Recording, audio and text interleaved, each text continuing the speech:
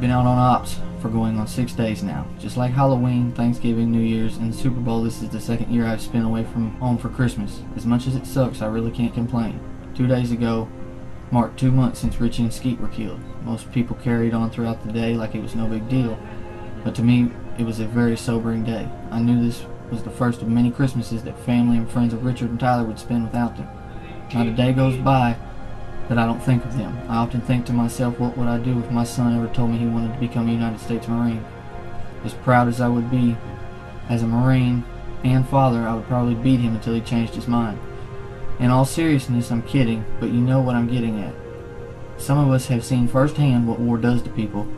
It changes you mentally and physically. You become combat hardened at the sounds of RPGs going off and AK rounds flying over your head on a daily basis we have grown accustomed to. Many people spend their tour in Iraq sitting on camps where the closest to combat they will overcome is what they hear over the radio. Some of us do not have that pleasure. They think they know what combat is, yet they have never seen it. It is two completely different worlds out here. Some people say Iraq was a breeze. Those are the people that have probably never seen their buddies lay there dead or heard the screams of another friend laying there bleeding out. So as much as Christmas in Iraq sucks, I am thankful to be alive for it. To all my family and friends, have a Merry Christmas and I miss you. I'll be home soon.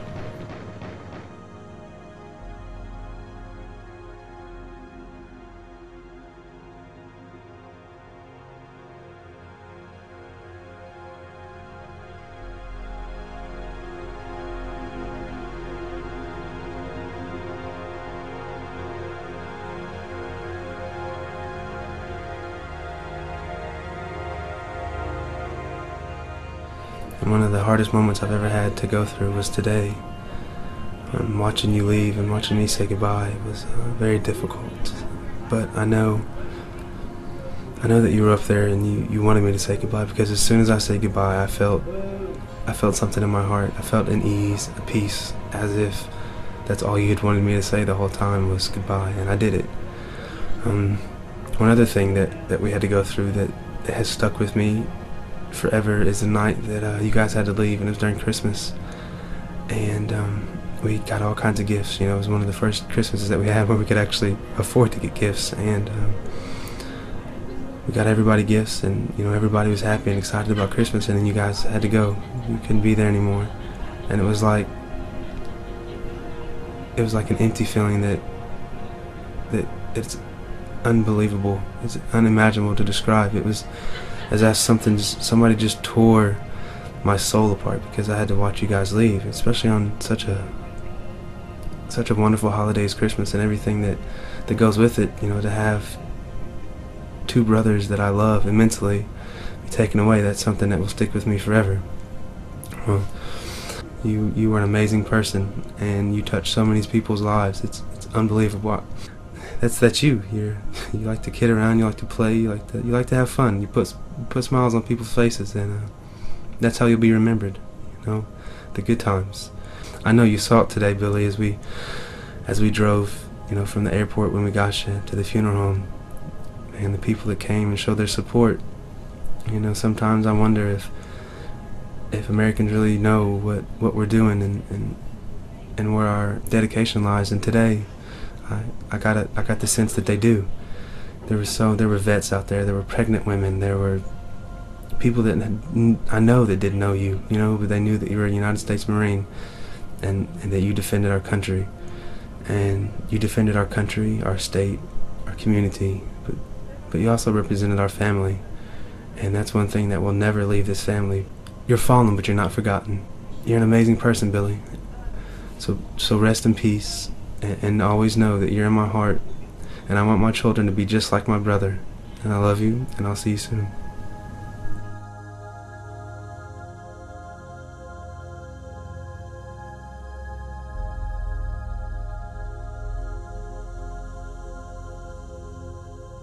I'm gonna miss you more than anything, more than you'll ever know.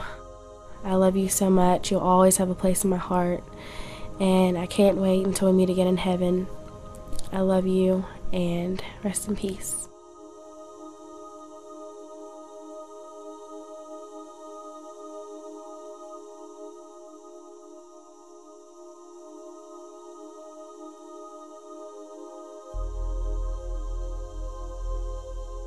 We were a month and 5 days apart, so he looked after me. I know I was older, but I was the girl. We grew up together. He moved to Tennessee around in the 7th grade. So from 7th grade till we graduated, we were in school together. He joined the Marines, which is good. He's a great guy, great hero. He'll always be remembered as the Marine, the hero, and Little Bill.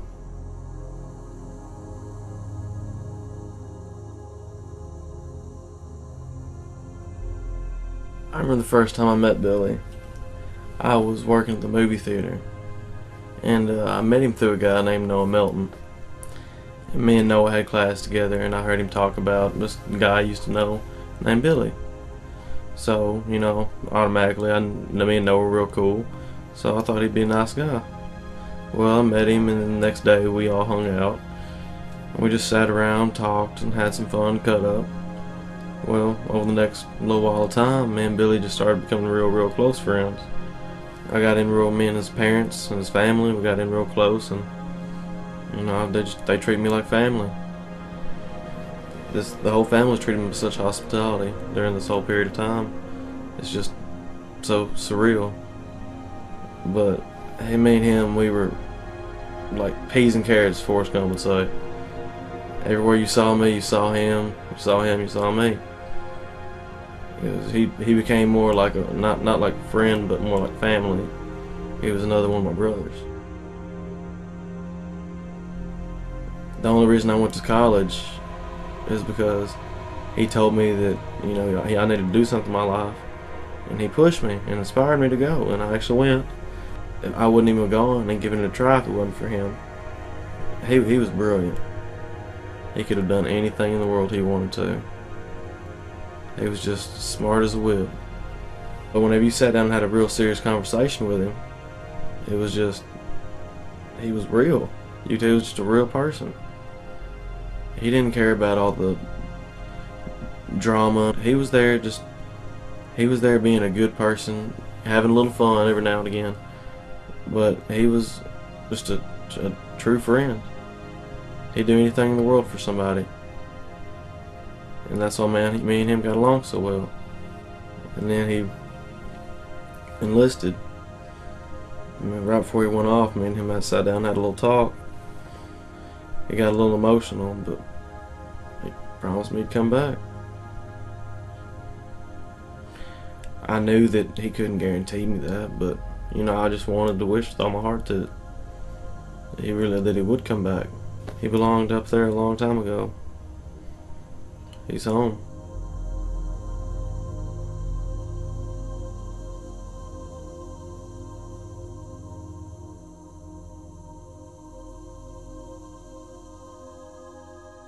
If Billy could speak to you today, what would he tell you? And I heard it again and again and again. I love you. I love you. Now there's something about that love that he gave you. And that love that you have for him. It's not something that you can just hold to yourself selfishly.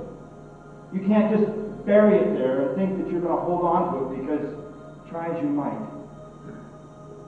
it's going to slip away. You see, the love he gave for you, he shared with all of you. Individually, but with all of you. And he would tell you, give my love to each other. Share that love with each other. Care for each other.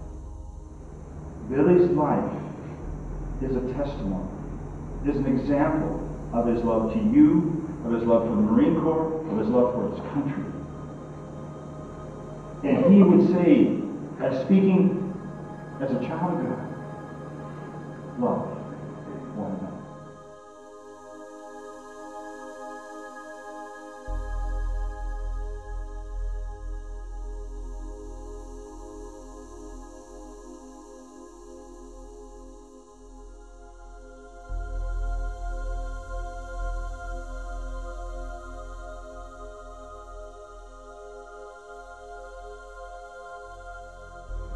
I think another thing that Billy would say to us, get rid of the what ifs. Get rid of the shoulds. What if he hadn't joined the Marine Corps? What if he hadn't gone to Iraq? What if he hadn't volunteered and taken somebody else's place so that man can stay home with his wife and his brother? What if? All those wear away hope.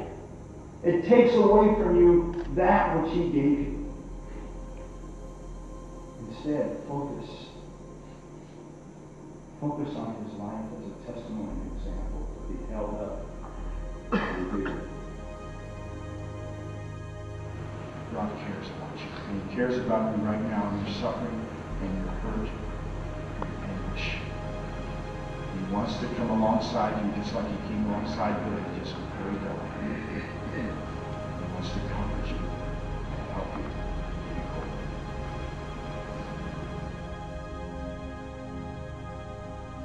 I'm honored to come to pay respect to someone who sacrificed his life for our country. I am honored to be here.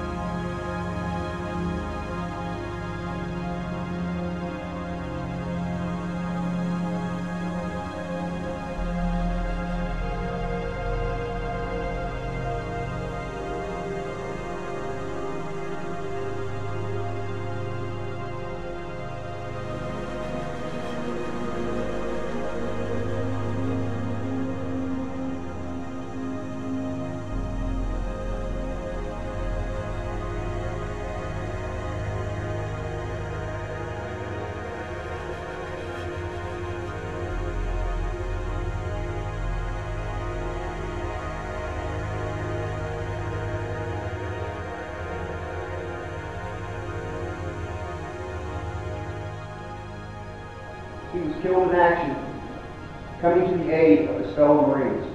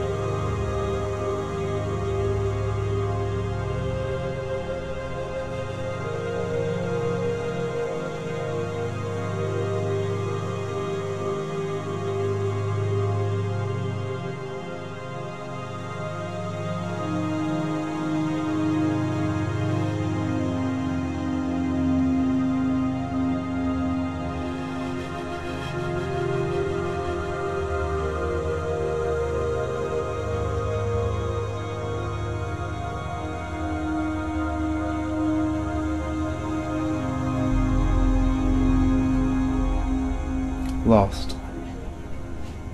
The ball bounces as my brother goes by. Another day at the park, no need to say goodbye. We walk home all sweaty until our shirts dry. He beat me today, but I'll get another try. No need to say goodbye.